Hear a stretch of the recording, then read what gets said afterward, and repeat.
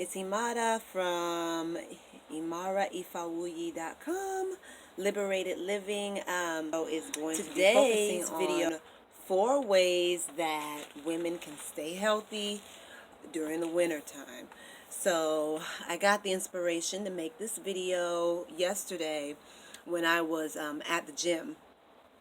Mainly because a lot of women, I think, especially women of color, it's especially challenging for us during winter months. For those of us who are, experiencing weather on the East Coast, we have seasons and it cools down tremendously. Our contact with the sun is a lot lessened. And so it can be very challenging to maintain your same energy levels.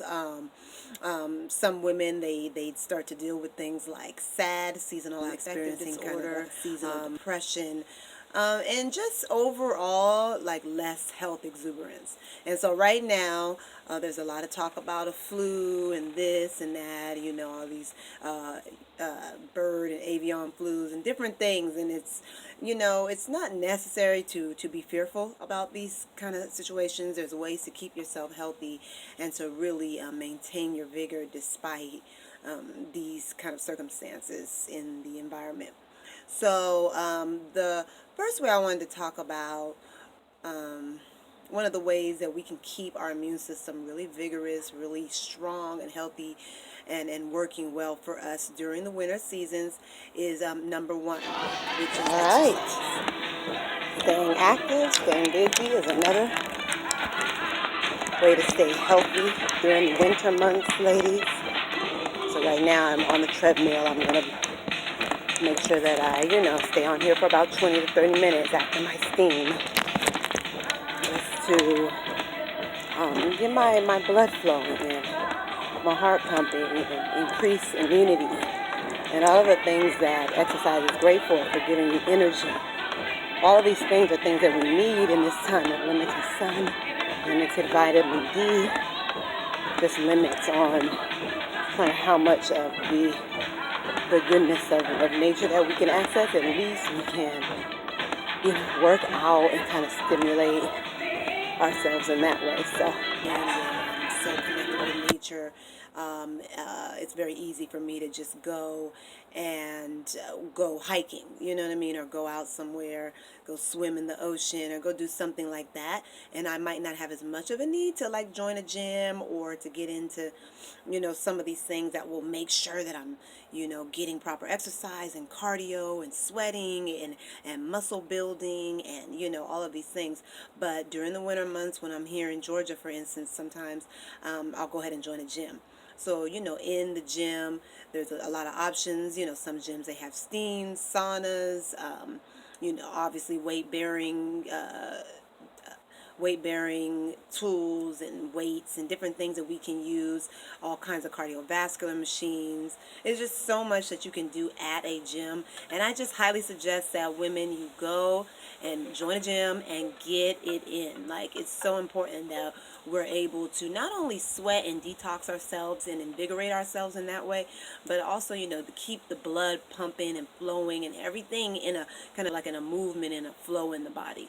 Because it's very easy to become very sedentary and stagnant during the winter months. And again, if you think about how many women deal with, and not just women deal with this, but how many people deal with S.A.D, seasonal affective, and how challenging it can be, keep the energy levels high, having that membership to the gym, or, having somewhere where you can go and know you can get you a good sweaty workout in is a really wonderful tool. And as many of you know, working out and doing cardio and that kind of level of exercise on a regular basis helps counteract depression.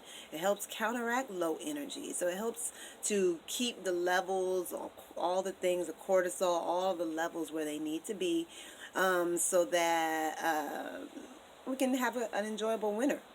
So again, these are the things that we can put in place so that we don't have to resort to getting shots and things, which I just don't even deal with that in general. But I think a lot of people, they don't feel confident in their ability to be able to withstand or to avoid getting something like a flu if it comes around.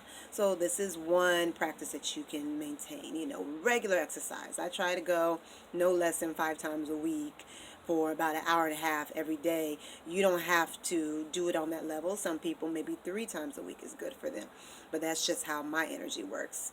So number two, steaming. This is one of my favorite topics. Those of you that know me know that I am a big proponent for steaming of all kinds. So womb and yoni steaming, so steaming the vaginal region with herbs such as roses and lavender and things like that. Steaming.